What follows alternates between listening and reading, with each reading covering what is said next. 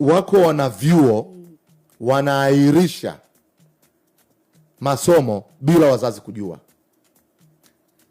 Umemchukua mtoto, iwe ni ndani au nje ya nchi, umempeleka masomo. Unajua ukishampatia mtoto wako nafasi, na hasa kwenye level ya chuo, iwe chuo cha kati au chuo kikuu, wazazi tuna mentality ya kuamini huyu amekuwa, yani huyu ni mtu mzima, ana uwezo wa kujisimamia.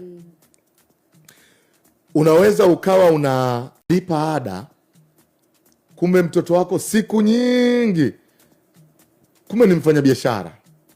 Una habari na ada unalipa kila term, unalipa kila term na unagharamikia kila kitu. Unaweza ukalipa kumbe mwanao ameoa, yani ile miaka mikozi ya miaka 3-4 anatunza familia, unaletewa mjukuu. Sio wazazi, badala ya kupokea, usipokuwa makini kama mzazi, badala ya kupokea degree unaweza ukapokea mjukuu.